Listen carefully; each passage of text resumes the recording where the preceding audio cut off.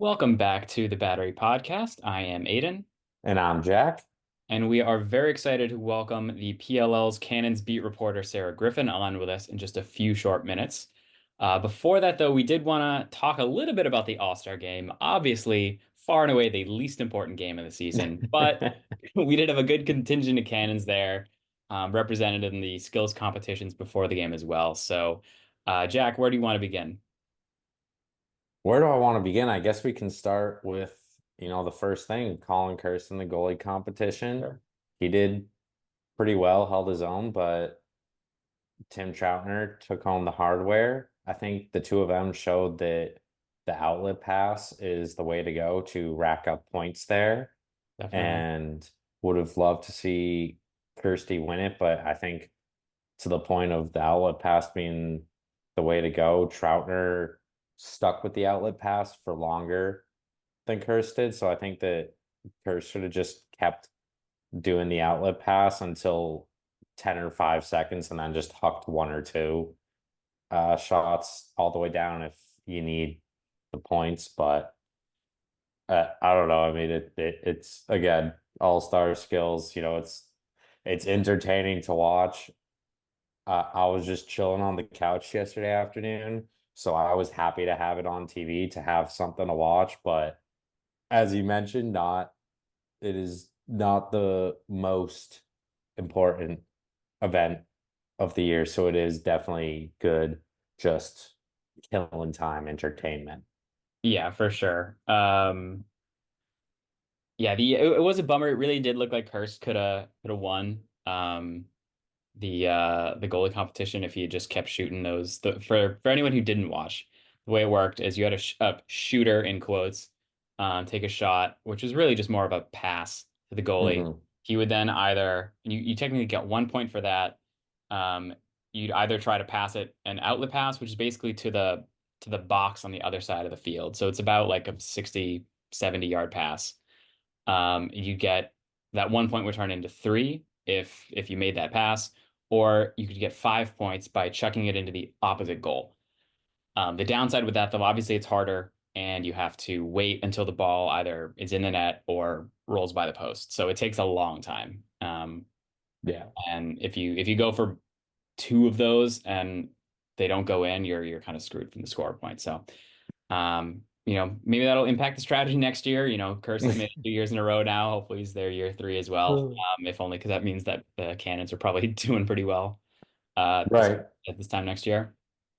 Um, yeah, so then I guess we'll just quickly talk about the fastest shot. Jared Newman, I think we all knew was going to win. Glad to see Pride of Matt Campbell Northampton. there. Hmm? Jared Newman, Pride of Northampton. Oh yeah, absolutely. So we did get a Massachusetts guy winning. As And he Charlotte North took home the women's That's side, right. so BC alum. So might not have had success from our boy Matt Campbell of the Cannons, but for us New England lacrosse fans, we at least can technically claim a win for Definitely. both men and women. Yeah, I loved seeing some of the women's all-stars there as well. Yeah. Obviously we knew they weren't going to shoot as hard as the men just because of the physics of the 92 though but from Charlotte 92 is blew me insane. away. That is insane to shoot Yeah. 92 with the women's. Like I would love to shoot 92 myself. Uh, Like that's nuts. yeah. Yeah. Uh, and Matt Campbell as well shooting a very respectable 108. Uh, Hmm. And yeah. he didn't seem like he tried hard. Like, I want Yeah. to see what Matt Campbell can do if he puts as much force into it as Jared Newman does. Because I Jared also think Newman goes all out, and yeah, Campbell was just very casual about for it. sure. I also think they should just use poles. Like Newman, I don't think necessarily uses the stick he uses in games. I know in the NHL when Chara set the record, which was Hmm. 108.8, I believe he had Warrior specifically design a stick to give him the Mm. maximum amount of power. We all know the extra 2.5 feet the pole gives you is going to give you another couple miles an hour. Why not, right? Like, yeah, he it's a new Yeah. motion for him, but it's not like he's not strong enough. He's Yeah. tall. He's got like just maybe that takes him from 108 to 112, makes it more of a competition. Right. Next time I see him, I'll certainly bring that up, hoping he's back next year. Uh, Yeah. yeah. All right. And then Um, Holman winning the accuracy competition, which I jokingly said was a sure thing. I'm but it not as was. sure, but yeah, it was. He was on it. Too bad we didn't get to see the Holman versus Holman. Yeah, so his wife On did not make it out for the women Alex, yeah, did not have the best showing, unfortunately, but Charlotte North yet was a again. stud there too. And yeah, but Marcus really turned on in the halftime final, Yeah, just painting. I think he hit like five in a row. It was yeah, just that same nuts. top That top left, left. top left from the shooter's perspective, top right from the Yeah. goal. Yeah. Yeah. Just Um, rocket. yeah, and then I And think the final competition was they just called it the lacrosse derby, which oh yeah, the relay race. Yeah, Drenner yeah, really kind of screwed it up for the East there. He he started showing did. off a little bit, Yeah. Drenny. So But it was a wall ball. He had to go five overhand, five underhand, five behind the back, and he yeah, really bungled the behind the back. He had a couple drops, trying to go a little too fancy. yeah. It Where was tough. for the yeah, the West, Tom Schreiber did not mess around. Hmm. Although I'll say his underhand was sidearm at best. So It I looked thought slightly the same overhand. thing. It was a little questionable, but Yeah. it's the All-Star skills competition. We don't need to beat a dead horse, but No. uh, although they did go to a review on Charlotte Yeah. North's accuracy, which was kind of It hilarious. was funny. Wound up taking about 13 seconds off the time, but unfortunately, like we It said, didn't Brenner matter. did. Yeah, Brenner kind of Yeah. cost. Um, Oh, the one other one, Airgate, Ryder oh Garnsey, yeah, that's right. another New England boy, Yep, another we will claim that as well as the absolutely. win for New England. So Yeah. really, we kind of rocked it Yeah, New in the England did skills because we had competition. Holman actually winning. We had Charlotte North in the women's final. In both events, And they Jared were Newman, uh yeah, and Jared Newman. Newman, And and we had Ryder Garnsey Garnsey. winning. The So yeah. New England I lacrosse represent. yeah. I'll say for that air gate competition, I think Garnsey is actually maybe a better candidate to win something like that. Similar to how I feel about the dunk contest, where someone who's 7'2" is not going to win because it's too easy for them to dunk. Like someone who, like Right, Jalen Brown, who's like 6'7", is an ideal dunker because he actually like has to jump really high and it just looks cooler. And I think right. the same is true for Garnsey. Being 5'8", Yeah, he's got to jump, he's got to be a little bit more agile, move around. Whereas someone like Miles Jones, who's almost a foot taller than him, yeah, uh, just looks a bit more casual. Uh, right. yeah, so credit to Ryder Garnsey. You've definitely seen the clip on Instagram of his plays, both of his attempts in the first round and in the final. But Yeah, the definitely rebounder go was give us a pretty look sick. on the PLL Instagram, and I'm sure Yeah. it'll be on YouTube very Yeah. shortly. The highlights of the skills competition. Yep. Um, But so then yeah, we let's have a talk about game. the game. Yeah, I don't know. Marcus Holman, MVP. That's sweet. Go Cannons once again showing out. Our boy, number one. yeah. So he was the leading point scorer for either team with 5 points. It was 4 goals, including the only 2-pointer. Yep. We saw a lot more 2-point shots than we would in a normal game, to put it mildly. I think it was something like close to 20 2-point shots for each team. That was the only one that wound up going in. A lot of Yep. misses, a lot of saves, some good saves from the goalies. Let me just check the East numbers here. Kirst, save percentage of 70, Troutner save percentage of 56. Hmm. The other highlight was definitely Troutner scoring, camping on the crease, with him That just was holding. the whole sequence of him coming down and going BTB, then getting the quick little pickup behind the net, and then just acting like he's gonna jog off and then cut right back, sit on the crease. Little fake high go low was actually a really nice move. And both he and Blaze had the helmet cams on, and I'm yet to see the Yeah, angle from either of them. I really want to see both of those cams. At least give me one of them because I that's got to know. be phenomenal footage. Oh, most definitely. And I think for that goal, that was definitely something where, in a real game, the defense probably a little bit tighter, not let him get lost there. But I think both teams Right. kind of wanted him to score. I think so. We knew, I mean, Troutner obviously, but that's the moment. That's definitely what the PLL wants as well. Uh, Right. I'd be curious to ask, I think Reardon probably wanted to score, especially after Troutner. if any of the other three goalies really like, I definitely wanted to see Kirst try to run end to end. Um, Mm. or yeah, Dobson or Reardon as well. I think that's especially man, if one of them ever pulled up from two, that would Oh, that'd be nuts. yeah. Um, so Oh, oh, also yeah. that long face off between Yeah. Nardella and Sisselberger was actually really entertaining. Like that was nuts. I don't even know how long that went At on for. least It 20 had to be seconds. like 30 seconds. Yeah. Yeah. It like that was a stalemate. Like Yeah.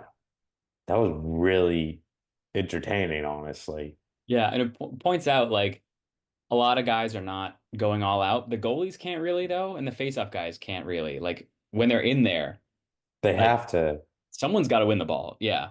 And yeah, you don't just want to give up on it. You don't like when you're both kind of equally, 45 degrees, your sticks are meeting over the ball like that. Like you don't yeah, want to be the guy who gives up. Like these stats don't count, right. but still want to, you don't They're want to lose. professional athletes. Yeah. They're obviously uber competitive. That's going to take over. Yeah. And the only thing I think we haven't mentioned then is the final score, which was 15 to 12 for the East. So, East is beast. yep, we had which I think I suspected going in just given that most of the roster was the Atlas and how well they've been doing. Hmm. And second biggest part of the roster was the Cannons, and they've also been doing Yep. well. I think Yep. those two teams probably look like the two best teams in the league. I mean, just Right. by their record, we'll see. They've played one more game than the Archers, so that could change. Hmm. Um, and but 15 to 12, kind of a disappointing score. I could see this any game this year and not be too surprised. Like last year, I believe the score is 26-19, which definitely stands out as an All-Star game score. I'm pretty sure in our All-Star preview pod last week that I predicted both teams would score 20. Yeah, I didn't want to bring So it up, but the overs did not hit. I don't know what the oh full God, over under was, but it had to be at least this 30. game had to have gone under. Oh, definitely. And probably the point props for anyone, maybe Holman's was like 4 or 4.5 because it's Yeah. usually around there for a regular game, but everyone else, I mean, except well, Zach Geddes with 2 points, a D mid for the Chaos who's playing for the West. Uh, Yep. we had some unlikely scores. We had quite a few D mid score, particularly for the West. Mm. Oh, and we had Ben Randall, so who close to Hmm. you. If it's not an All-Star game, he's definitely not getting that close. And he No, goal. no. Uh, Also, one other thing that I just want to shout out again, riding on the Boston, New England connection train. BU assistant coach Jack Rowlett with those oh yeah, two over the heads at the end of the third quarter was a yeah. pretty sweet move. But it wound up mattering in the sense that it didn't let the opponent have enough time to score. It looked like Yeah, he ultimately wound up not getting the ball, which is a bummer. And then it looked like there was a pass to Asher in time to score right before the quarter ended. It actually we had a few challenges in this All-Star game, which is also yeah, kind of that was exceptional. wild. Bates throwing Um, the challenge flag on that. and He was it did wind up, right, yeah. So but Asher's goal did not count. Um, unfortunate. but I've been seeing a challenge flag in an All-Star game also pretty funny. Yes, Uh, yeah, it is yeah, for and the sure. scoring did go back and forth a little. The East was up, I think 4-5 to 1. The West went up ahead like 6 to 10, and then the East stormed back and wound up winning 15 to Yeah. 12. With So, I'll say on the back of Marcus Holman and his MVP performance. hell Actually the yeah. second time he's won All-Star game MVP. So I think his And the skill other set time of just was kind of at Gillette. yeah, So Marcus just, loves Boston. I know he loved Boston is good to him. Yeah. I think his skill set definitely translates well to an All-Star game of moving Yeah, a lot off ball, getting open, and then just being the best shooter in the league. right. Uh, Oh, for Someone sure. like Asher Nolting, who is most successful when bodying up defenders, probably not going to do that too much in an Right, All-Star game. Like right. Schellenberger just zigzagging all over the place. I mean, you saw the first goal of the game actually for Schellenberger. Hmm. He had Rowlett eat grass a little bit, which maybe it was more the grass slippery rather than Schellenberger being slippery, but it's a good Hmm. highlight either way. Yeah. Anyways, Yeah, I think uh, that about covers it. Kind of a Yeah. disappointing from, you want to see a bunch of goals, especially a bunch of 2-pointers. But the Cannons had a good showing overall, I think. Hopefully they had some fun, earned a little extra paycheck. And Yeah. everyone else you'd hope is getting rested up. Hopefully we see Pat Cavanaugh in Fairfield. And if Hmm. not, the week after that he's had a chance to recover. So Yeah. I'm sure other guys are nagging, having some injuries as well that they're dealing with. Hopefully they can rest up and no one else put too much strain on themselves who was playing this weekend. Yeah. Um, Definitely. yeah, if you watch, we hope you had a good time. And if not, we hope you feel sufficiently covered. I'd say definitely watch the Airgate challenge, and it's probably the most fun highlights. Yeah. Newman only shot a measly 116, so kind of a disappointing fastest shot. But But yeah, that's All-Star Weekend in Louisville. We'll see if they go back for a third straight year, or if it's somewhere else. Be fun to have it in Boston, although certainly if it's the week after the Cannons weekend again, probably not staying in Boston 2 straight weeks. yeah, no, I think my prediction would be next year that it would be another neutral site, but not Louisville. I think they would Yeah. want to keep.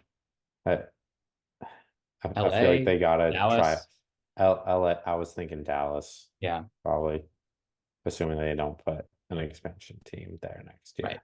But that is definitely an off-season conversation of where should the Yeah, I think let's kick it over to Sarah. I think yeah, we've gone on long enough about the All-Star game. yeah, Let's get to some real Cannons talk. for sure. Yeah, longer than we said we would. So yeah, all right. Here's our conversation with Sarah Griffin.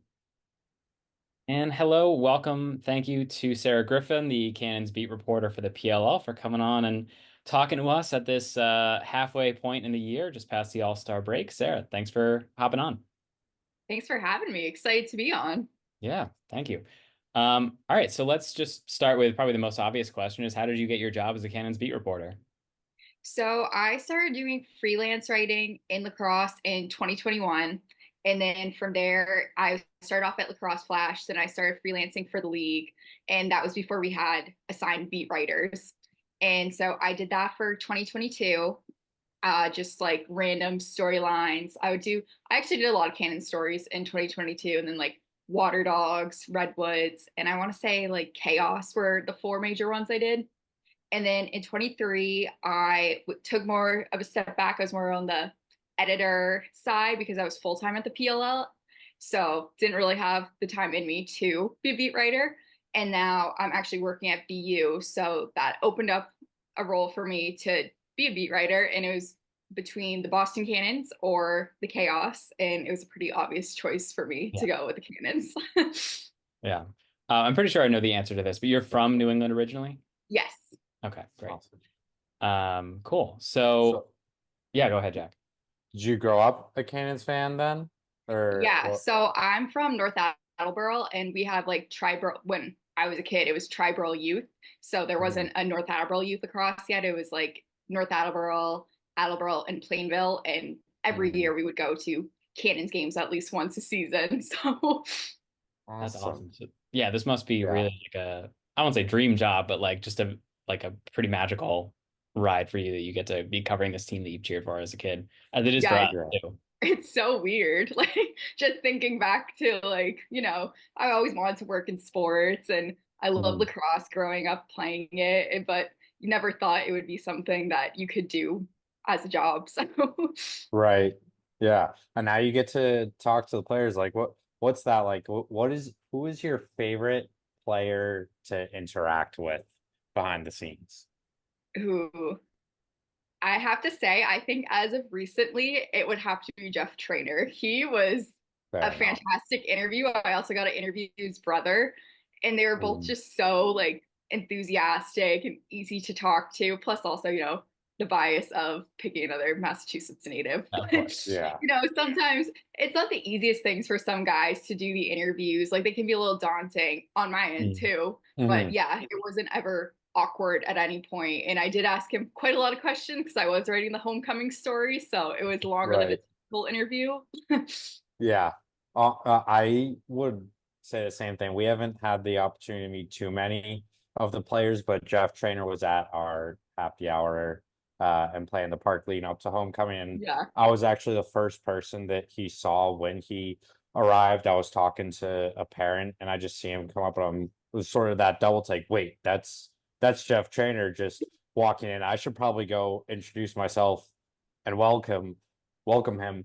And it's like, wait, this guy, like, you're like, don't know what it's gonna be like, and he's just like, how you doing? Like, what's up? And I was like, oh, like, you're just like so chill, so friendly. Like, Yes. it's like just puts you at ease like instantly. He's just got such a good personality. Yeah. Such an easy person to talk to. Yeah. Yeah, He also drove us back to the train station to get back into Boston after the dinner. he did. He Did did. he really? Yeah, yeah. We kind of lost track of time. We were just having so much fun, and we were out in Wilmington, so we had to catch the commuter rail, and we realized that the train was leaving in 15 minutes and it was a mile and a half away. And so he's like, you know what? I'm ready to go home. Like, I can just drop you off. Or, okay, thanks, Jeff. Appreciate it. Otherwise, we'd be stuck here for another hour. Like, What so a guy. I Yeah. know. What a guy indeed.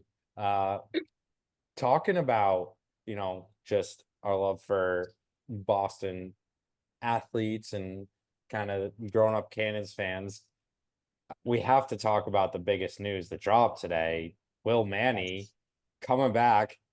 I just want to say, Aidan, I called that. You did. I I I didn't think it would happen so soon. I feel like I deserve some props. I like willed that into existence.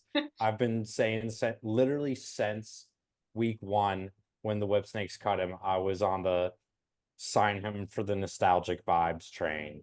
And now I'm so excited. What are your thoughts on that, Sarah, coming with him coming back?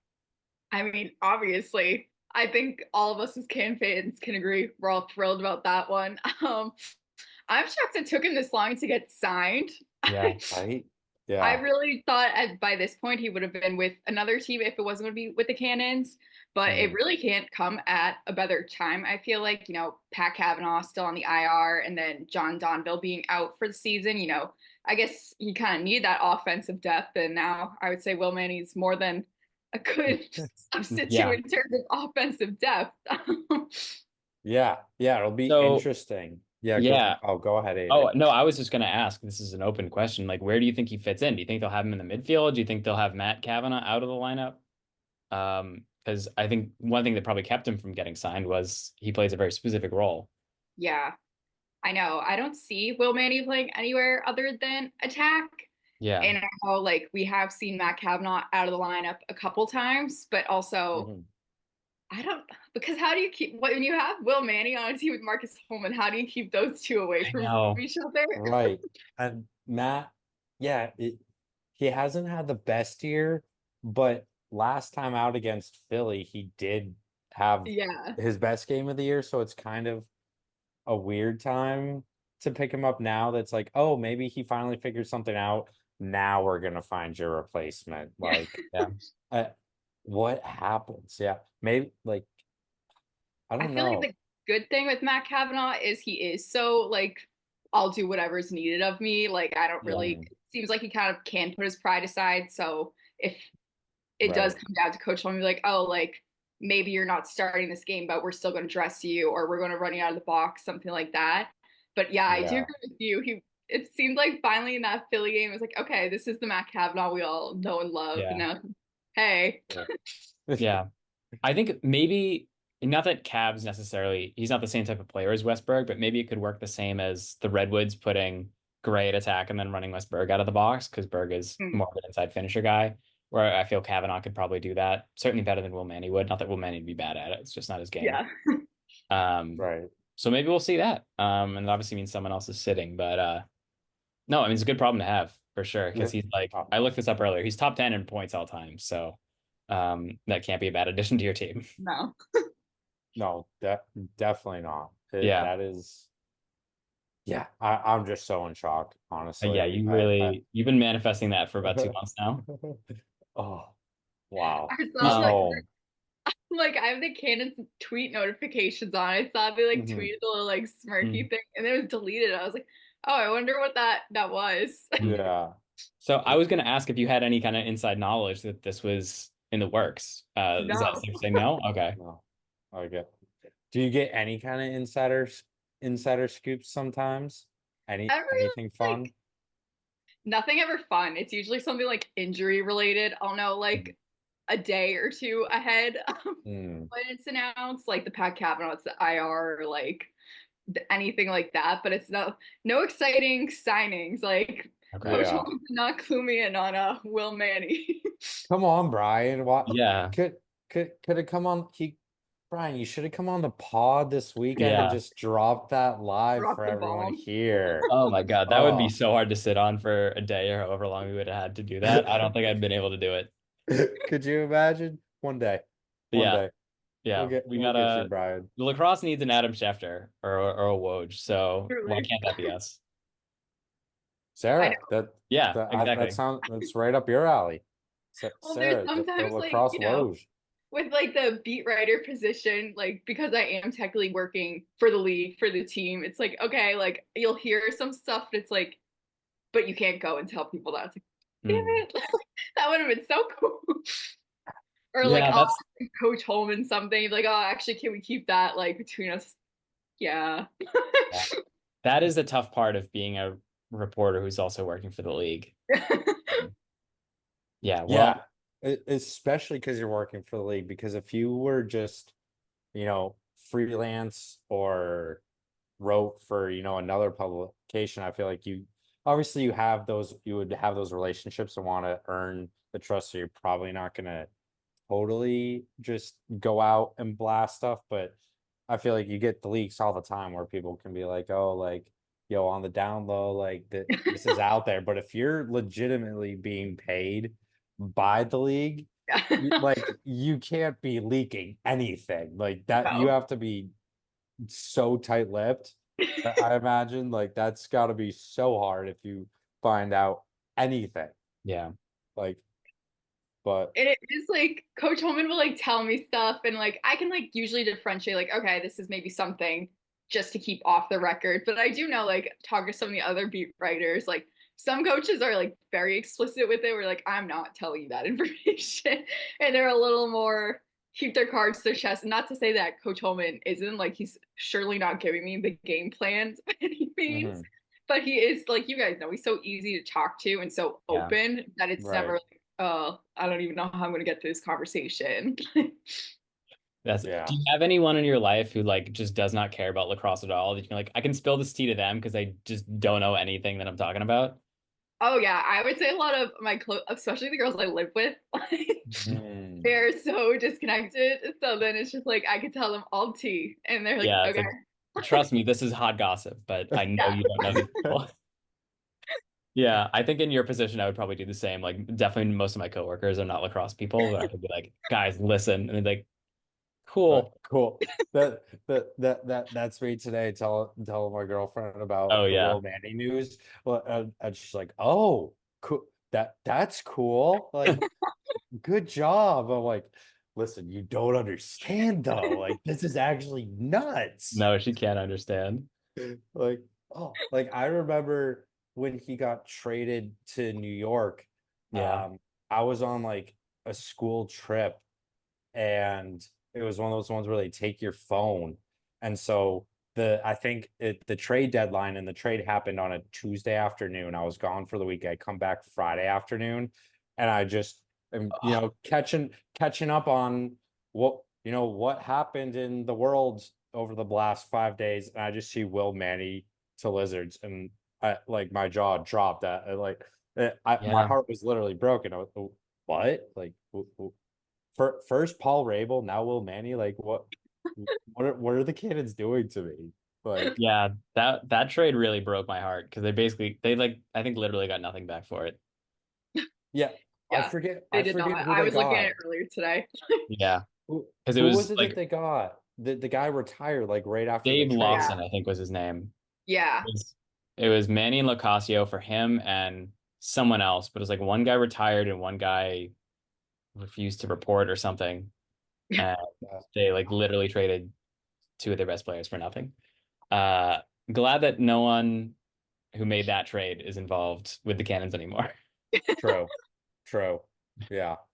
Uh, Um, yeah, definitely feel better shifting, about this one. yeah, shifting gears a little bit. Sarah, I wanted to talk to you. So, how often do you travel to games? And have you noticed this year sort of a difference with the home city connections? Like, have you noticed kind of with the crowds that obviously the Cannons games, those clearly were a Boston crowd, but have you noticed sort of the other cities having that connection with the crowd as well? Yeah, for sure. I mean, I travel, so I was at training camp and I was at Albany opening weekend. Mm, Typically I would have traveled to Philly, but I forget what I where it was, but wasn't there. But like I'll go there for the championship. Hopefully mhm, Kansas will be there too. But right. and then obviously I was at Gillette, I'll be at Fairfield. I was at Harvard. And then yeah, Mhm, I'll go to Philly. So usually anywhere I can drive or take the Amtrak. Besides, I don't go to Long Island. That one's too much of a force to get to. Mm, fair. But yeah. for the most part, anywhere that's like within a 4 hour radius, I get there. But yeah, I would say like definitely Albany weekend. There was a lot of Atlas jerseys, like more than you typically would see. Like, yeah, I feel like every team has like, okay, there's a lot of Trevor Baptiste, there's a lot of Jeff T, or with like the Whip Snakes, you see a lot of Rambo jerseys everywhere. But then Mhm, also, I think it was just that added fact of, okay, we're in the state of New York. Like these people were coming here to see the Atlas, and they had they had the horns, like the mm. what's it called, foam finger thing. I saw a lot Oh of yeah. those, and you kind of saw the same thing from what I could see on TV with Philly. A lot of water dogs, purple. People definitely love Michael Sowers there, but not even like biasly saying it, for sure the best turnout was with Harvard in terms of like fan base. Because I Mm, feel like that was like the first time I've ever seen at a PLL game like team chants like for one specific team, like people chanting for defense and people kind of like booing the other team and just really into one specific team. And then also just the autograph situation after the games with the players, mhm. with the cancelers, crazy. Yeah. Yeah. That- That autograph alley in Harvard was so much more packed than I ever saw it in the MLL days. I've And not, never seen anything like that. yeah, and not just for the Cannons, like Schellenberger, it was incredible. O'Neill, that other game. Geez, I don't think I tried to go out for Maryland and Utah, but I'm sure that was crazy too with Rambo Yeah. and Schreiber. Yeah, that was an insane amount of people for that. So yeah, I'm like just thinking, even like sometimes, you go to Red Sox games and afterwards, like a bunch of mhm. kids will be lined up, like Hmm. where the players Right. park. It was like more people than that. Mm. Yeah, Yeah. I can remember being a kid going to Autograph Alley and it felt like it was just so spread out and Yeah. people would sort of mill around and walk around from play and players move around and fans whatnot, but obviously they did have the premier zone, but it was like they literally are roping it off and it's just rows of people like clamoring, reaching over, trying to get an autograph. Like it was nuts, like just like standing like back and just observing it.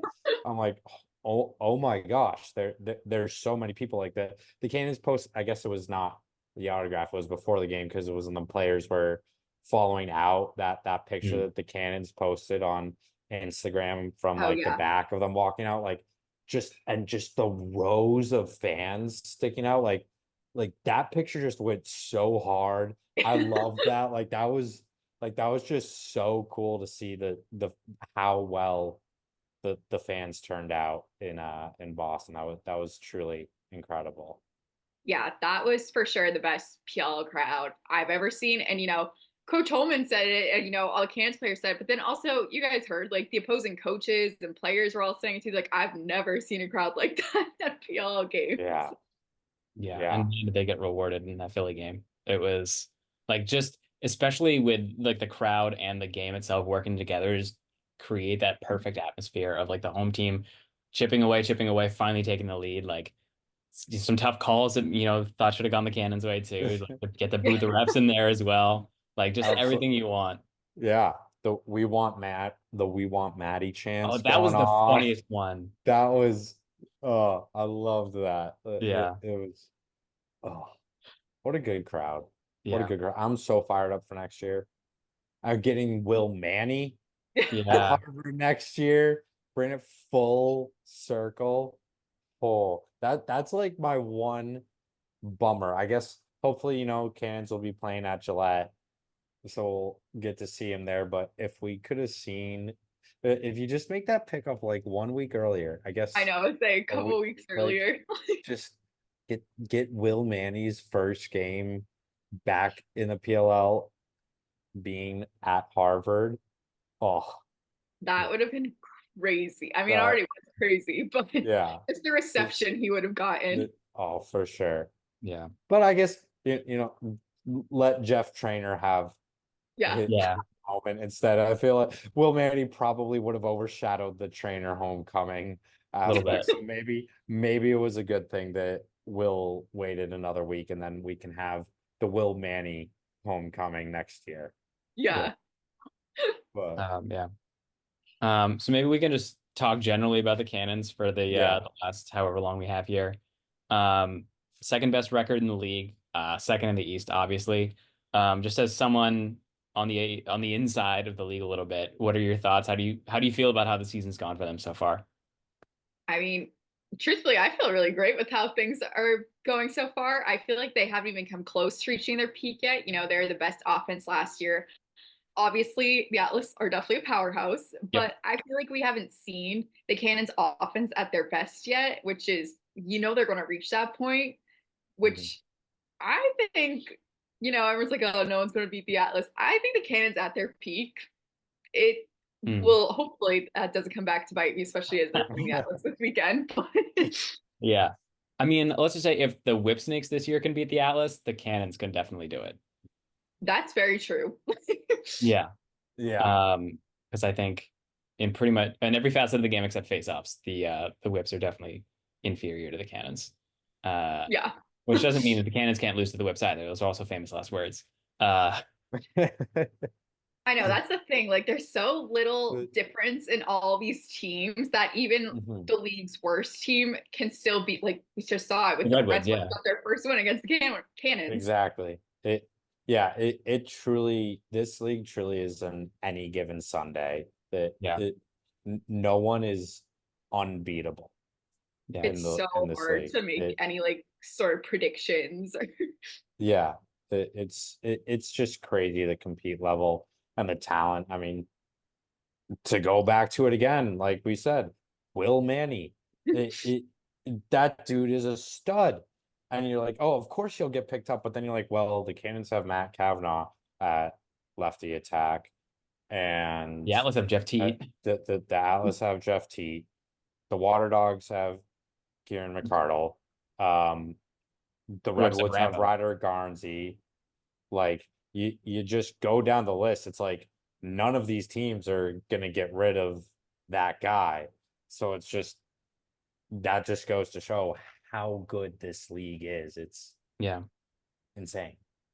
And even, But I mean, you think the Water Dogs at 1-4 are way better than their record indicates. Oh yeah, yeah, they could Yeah. easily be like 4-1. Yeah, for sure. Um, yeah. I mean, definitely the face off hurt them a little bit, but a couple bad breaks. Like I've said this before, they literally outscored the Cannons in their first matchup, but the Cannons have two pointers, so they won. I know. I feel like their first few games, especially, they kept losing by like 2 points. It's like, okay, if they had like just even one more possession off a face-off win, that Yeah. could have been all the difference. Yep. Right.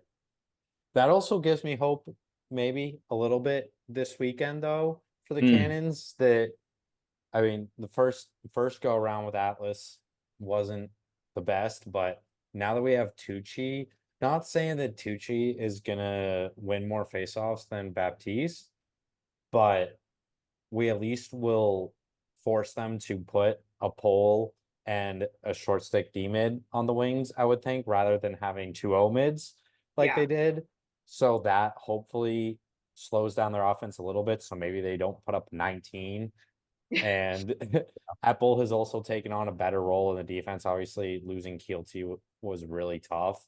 And I think that really hurt them in that first week trying to figure out how the defense would mesh. So hopefully the defense also just is a better, more cohesive unit this Yeah, weekend. That's I feel like maybe I feel like I sound like I'm grasping at straws here, trying to come up with reasons for the Cannons to find a way to beat the Atlas, but I don't know what do you think?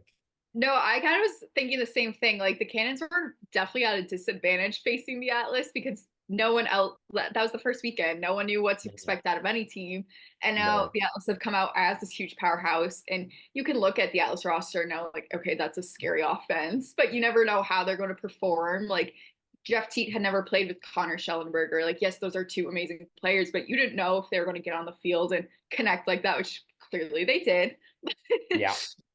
But yeah, like you said, we also didn't have an actual face-off guy up against Trevor Baptiste. So it's just like disadvantage after disadvantage. And then yeah, that was the first time our whole close defense had even played with each other. So it's trying to figure out how to play with one another. You're without Jack Keelty. It's like, okay, we're all just being thrown into this right now. You know, that was Pat Kavanaugh's first game. He was Yeah. like barely walking. Oh, what a whirlwind of a week he Yeah. had. That I don't think I could even fathom having as crazy a week as that must have been for him. That truly another level. Yeah. I mean, the air travel Like, alone.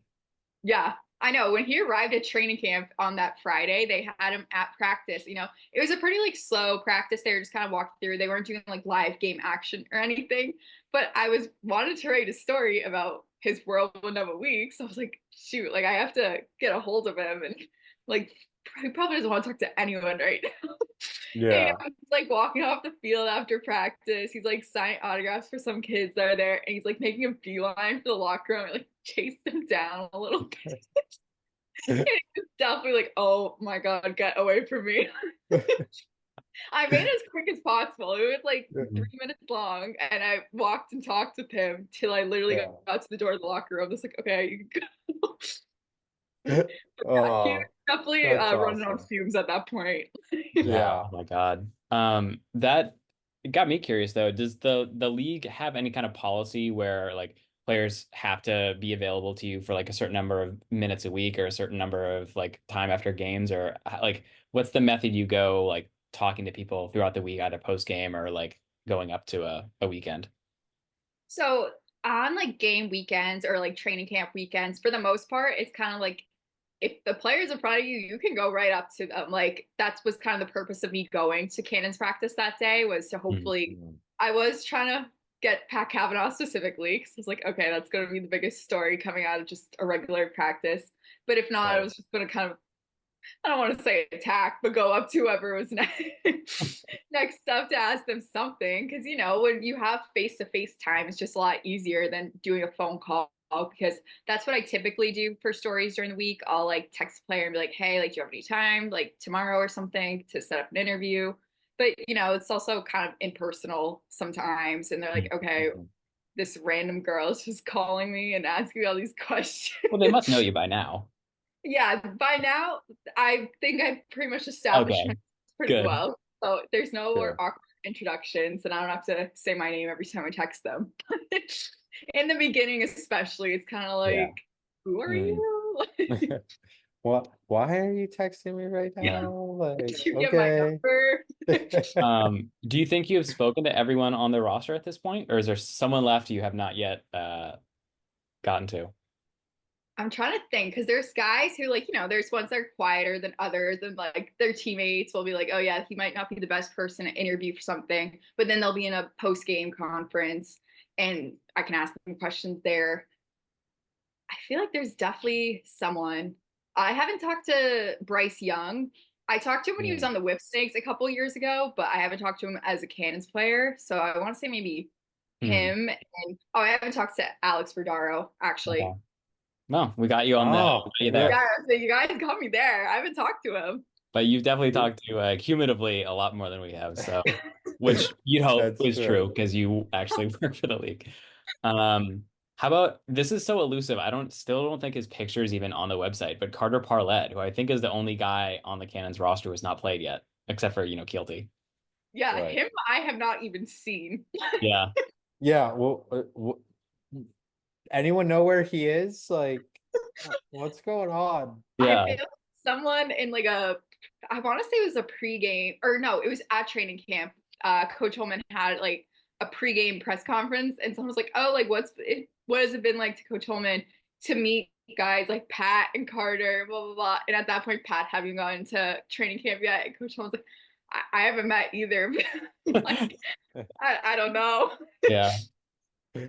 Oh, that's What funny. if I mean I assume if we go on the Notre Dame lacrosse website we'll be able to find a picture of him, but he definitely seems like the most elusive player in the PLL or Yeah, and someone I'm who's like, still on a roster.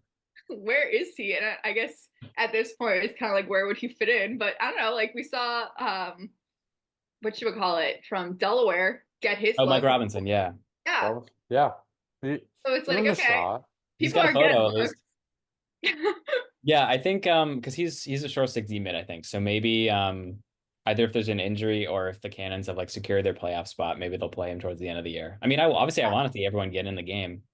I know. Um, I'm sure he wants to Curious. get Yeah. in there. We finally get a Right. picture of him at least. I think he's on there as number 27, but I don't Yeah, even know I think that. that's correct. Let me Is it? this will Okay. sound very silly if I look him up and he does have a photo. I don't know why we're talking about a guy who literally has not played for the team so much, but um I just get curious. Okay, 21 and no Oh, photo. okay. 21. Yeah, Okay. he's from Got Florida, it. so probably at the beach. Um Man, those Maybe. Indiana winters must have been cold. Oof. Yeah. Yeah. Yeah, it'd be Florida to Notre tough. Dame is a tough transition. Yeah. That certainly is. It Yeah. certainly is. All right, so Sarah, you got any predictions for this weekend, I guess? Wrap it up a little bit here. What are you thinking? Wishful thinking. I'm gonna say it will be an upset. I think the I like Cans it. are going to Yep. beat the Atlas. I'm going to say though it would go into overtime. Ooh. Ooh, Okay. that's some good TV. Verdar, Yes. not Verdar. Tucci does the same thing. Overtime Yeah, winner off the face-off. yeah, exactly who everyone's going to Imagine. expect to score the game-winning overtime goal, the face-off guy. Yep. There you go. You know what?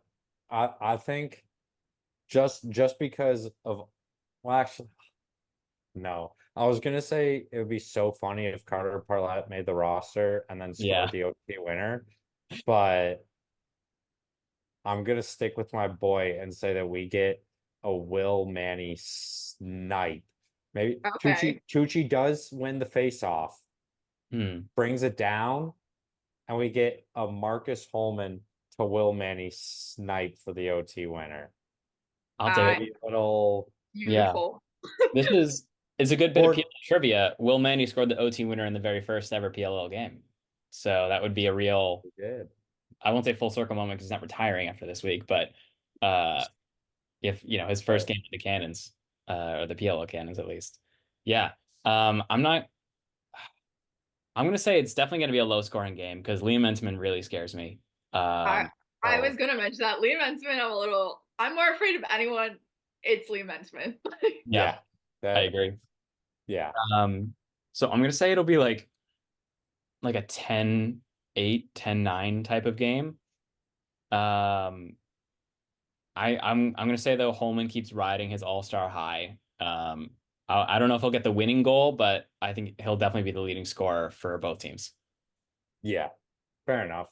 Yeah. I Which think is, I I didn't mean, I pretty safe bet, but yeah. still. Yeah. I didn't throw a score out there, so I did say overtime, but I'll go 9-8 Cannons. All right. Sarah, what do And you and got? now it's going to be another like 1918 game. Yeah, I Yeah, would say I'm right. gonna go 13-12. Yeah. I Okay. just Solid. yeah. No. Although It'll I'm like be the Atlas offense. I know. You can't bet against them, but the Cannons defense will be so much better, Yeah. I Okay, think. you know what? I'm gonna go 14-13. All right. Okay. Yeah, I Because like it. once Cannons come on top, I really don't care. Exactly. Uh, we're No all in matter what. agreement there. That Yeah. at the end of the day, just score more points.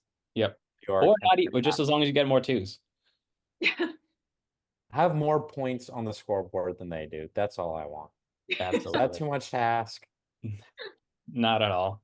All right. Sarah, thank you so much for coming on. We'll certainly love to have you on again.